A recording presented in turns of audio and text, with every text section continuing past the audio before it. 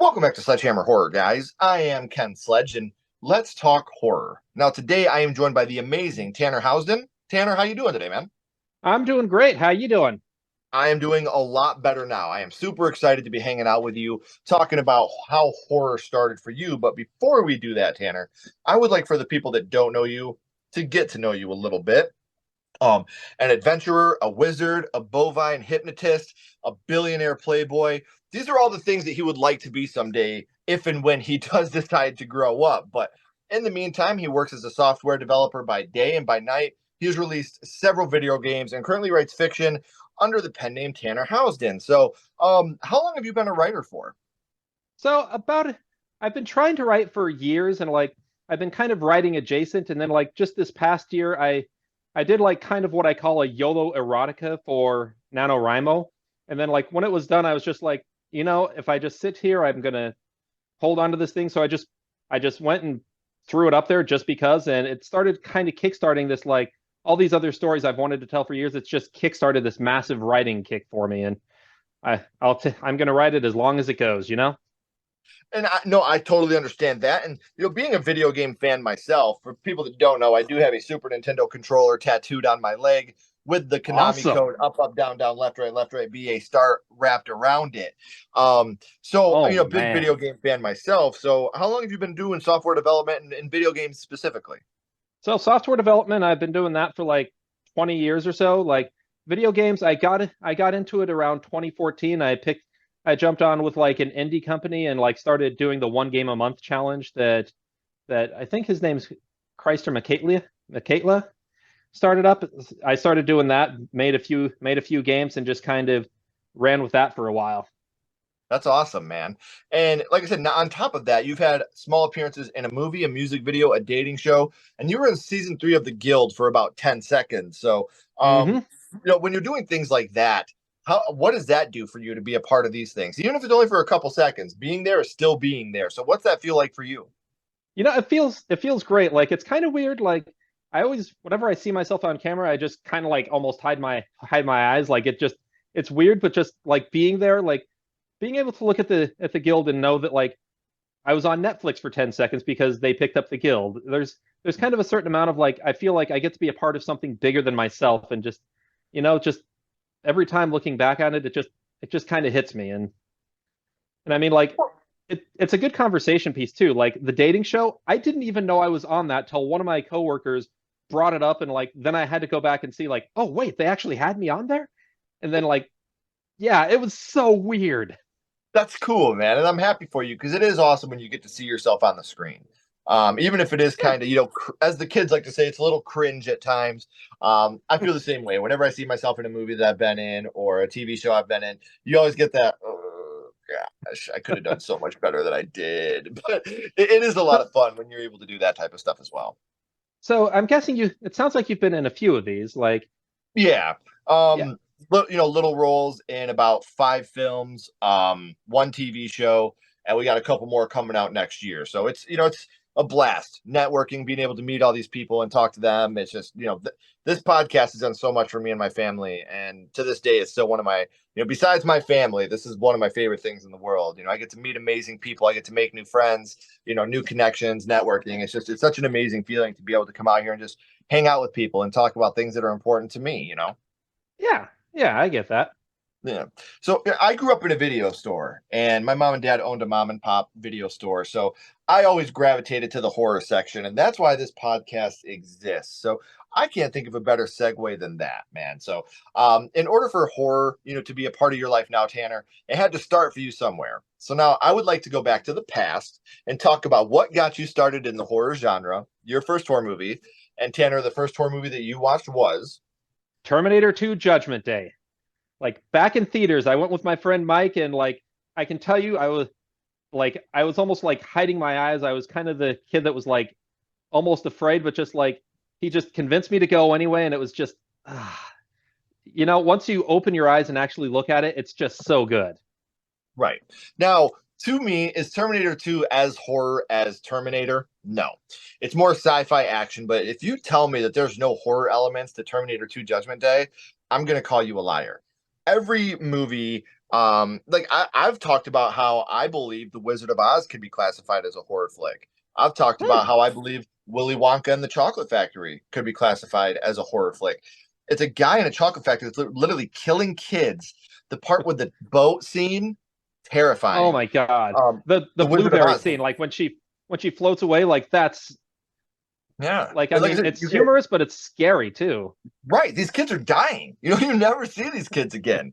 Same thing with the Wizard of Oz. The Wicked Witch when she lights a scarecrow on fire, or when those monkeys come. Like that shit Oh scared my me God. so bad as a kid. And I've always said that horror is the hardest genre to lock down and say, yes, this is a horror film. What makes a horror film? It's got to be scary. Pee Wee's Big Adventure had the large Marge scene, which scared the shit out of me, and I don't consider that a horror movie.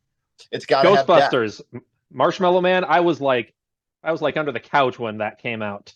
Right. So, I mean, to me, horror is what you make it, and how this movie affects you is what makes it a horror film. So, we know that you went to the theater to watch it with your friend Mike. Do you remember about how old you were when you guys went and seen it? Maybe like 7 or 8. Like, yeah. Oh, man. Tell me you didn't run out of the theater doing this, though, man. Like the Oh no, T1000. like I was I was busy trying to impress my friend at that point. Might have been closer to Oh, 10, but yeah, I was trying to impress my friend. Like as much as I wanted to, I wasn't moving because I was just I'm gonna tough it out. I'm gonna look macho when I'm done. And then right. I'm going to go home and I'm going to hide under my pillow. So, this movie is heralded as one of the best sequels of all time. When people talk about the greatest sequels of all time, the three that I think are universally brought up would be Aliens, Terminator 2, and The Empire Strikes Back. I think that those are Ooh. really the sequels that are talked about the most when we talk about the best direct sequels of all time. So, do you remember which scene it was in T2 that affected you the most? So I think that the thing that really got me was right at the beginning when you see like Sarah Connor just like looking at the kids playing and then just all of a sudden just nothing eradicated. It really just struck me just you go from like everything to just nothing and it shows you just what all was at stake. It wasn't just robots and sci-fi. It was the world basically being eradicated in like an instant. Right. And it's one of those things that a bomb going off and just erasing everything. You have all these kids that are just playing and laughing and having a good time and they're on the playground and it's wiped out like that. Yeah, just Um gone. yeah. And it's one of those moments too where, to start a movie off like that, like you're watching kids die to open the film. Like that's it doesn't get much more Yeah, horror than that.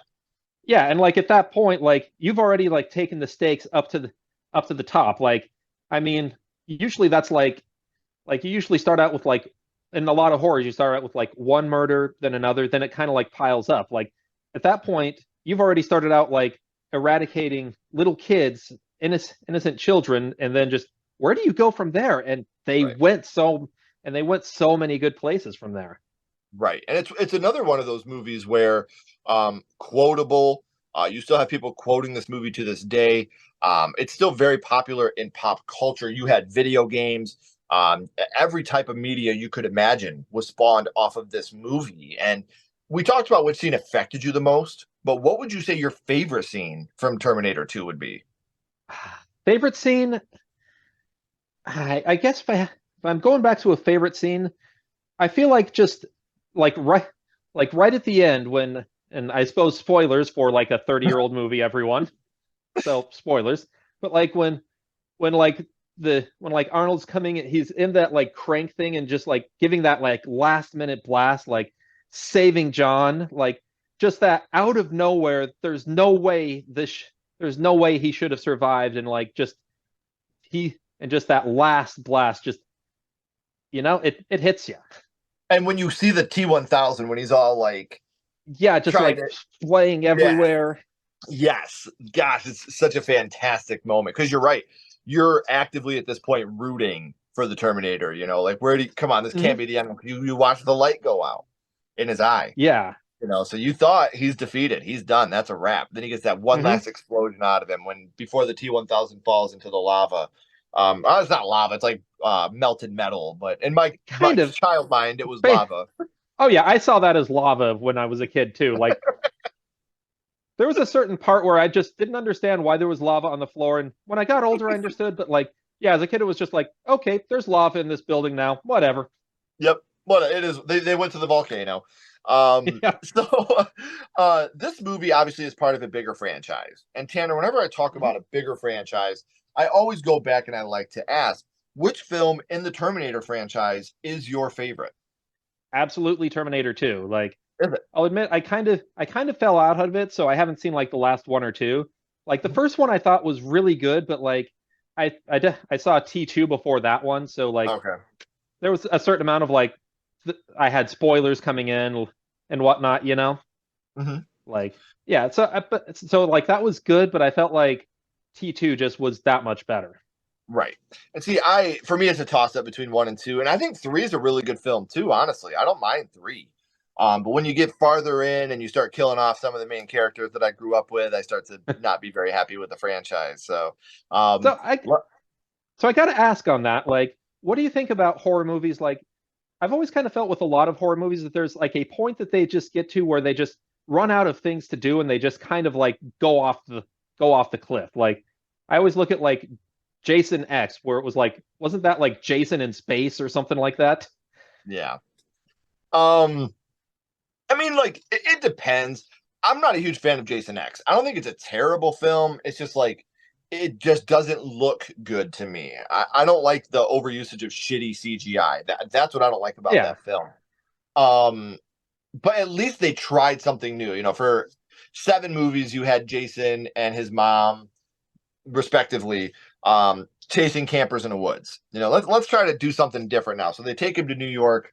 Didn't really work out. They tried to make it a whole new story with Jason Goes to Hell, which is amazing, and a lot of Hmm. people didn't like it. And then you get Jason X. You know, let's try something new and make it futuristic. Let's take him to space. At least you took a, at least you took a chance. It didn't work for me, Yeah. but at least you took a chance. But You know, there's and certain points to where you let a sleeping dog lie. Um, and I get it's all about money. It's all about that dollar. But there comes a point to where give me something original. I don't need Jason X. Because a studio decided to make Jason X. I might not have gotten the next, Ghostbusters. And I don't mean like Ghostbusters a sequel. I mean an original film like that. I might not have yeah. gotten a Conjuring. I might not have gotten an Insidious. Like instead of giving it a sequel that is going to be really, really bad, go out and find me something original that I can grab onto and I can fall in love with. Yeah, like I'm with you. Like at some point, like you let the heroes and villains be who they are. You bring in something new, and I feel like it's always the first ones, the originals that really kind of capture me. Like I Right. used to do this thing with my dad where we would watch horror movies like every Saturday night, and it was like just when we got to Child's Play, like Child's Play 1 was fantastic, and like the other Child's Play movies were good, but like at a certain point, it was just like I'm ready for something new. I've seen enough of Chucky. I don't need now the Bride of Chucky or whatever else. Like to your point, they're trying something new and kudos for that. But like if you're gonna try something new, I'm just as much in the mood to see something new, Right, brand something new, you know? fresh. I can't speak on Child's Play like that because that's my favorite franchise. So like Fair enough. but again, that's what I love about doing this. Like the way that I view something and the way that you view the exact same media can be so different, and I think that's Yeah. so cool. That's what makes this worth doing. If we all had the exact same opinions, podcasts and YouTube shows wouldn't exist because we wouldn't need them. We'd all have the exact same opinion. So that's what makes this fun for me is learning about other people and what makes them tick. And as Yeah. horror I fans, we love the kills.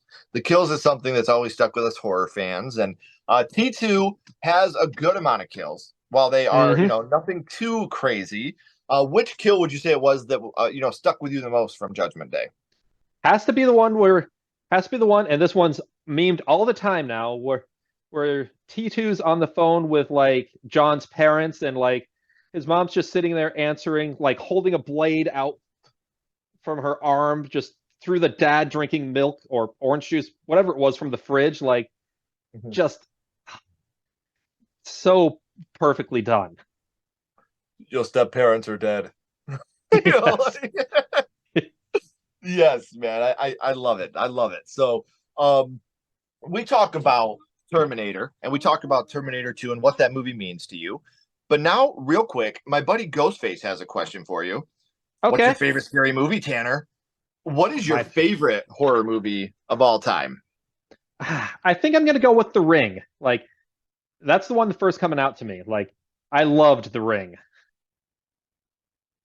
You're talking about The Ring, the American made one, right? Yeah, like I know there was the other one, and that one's really good too. Like the American made one. Like I really like just how yeah, I really like just like how they like brought in a lot of the like suspense of it. Like the video, like it made complete sense throughout, but you didn't really understand what all this symbology was. It was just yeah. And that's what I love about that movie is it's PG-13. A lot of people forget that that's a PG-13 movie, and it's so simple, but yet it is so terrifying all the way through to the end of the movie. It's one of those movies that I think I ranked it as my favorite PG-13 horror movie of all time. That's how great I think I that can movie see it. is. Yeah, Um, what would you say yours is? my favorite horror movie, Yeah. House from 1986.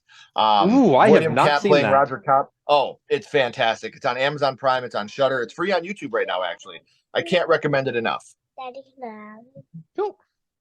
I Sorry, was my daughter is in here. Oh, she just barged in, so I apologize. That's all right. Um, Hello, welcome to the podcast. so we know how horror started for you. We know your favorite horror movie, Tanner. But before I let you go, we always Okay. bounce back to the same question. We're going to bounce back to Terminator 2 Judgment Day. And what we're going to do here is rank this movie on a skull count. Now, we're not ranking it on acting, production, score, direction, nothing like that. All we're doing here is ranking Terminator 2 on how much it affected you on your first viewing. So, 0 skulls being not effective, 5 being extremely effective. You can use half and quarter skulls anywhere in the middle. Tanner, what would your ranking of Terminator 2 Judgment Day be? I would say I would say 4.5 skulls. Like I was still able to walk out of the theater, but like for that being the first experience of it and like being on the big screen, like it hit so much and like I was like when I was closing my eyes, I was seeing images from that for like a week. So yeah, I'd say 4.5 skulls. Which is a perfect rating, especially for a movie like that. I mean, and you also have the moment where the T-1000 took over the body of the cop, and then he does, the finger through the eye Oh of my the other God. cop. When he's The getting the fl- coffee, oh, oh royal man. flush, and then he gets, right in the eye, man. So, Oh, something I didn't the say at the floor beginning scene. that what was it? The floor scene, like where he just like comes up as the floor. Like you keep thinking that he's like these different people, but you never think like, oh, he could be a floor, he could be a doorknob, he could be a Hmm. vending machine, he could be anything. Right. Well, and I know I should have said this at the beginning, guys, and I completely forgot, but I have all of Tanner's social media links down in the description. So make sure you're following him to stay up to date on all the things that he is working on. So that way you can be up to date with everything with him. So, Tanner, thank you so much for coming on and spending time with me. Please don't go anywhere, though. I got a couple more questions for you. Of Everybody else, course. if you haven't already, please like and subscribe. It really does help the channel more than you know. And follow Sledgehammer Horror on social media. All our links are in the description as well. But until next time, keep talking horror, stay what you are, and we'll see you guys soon.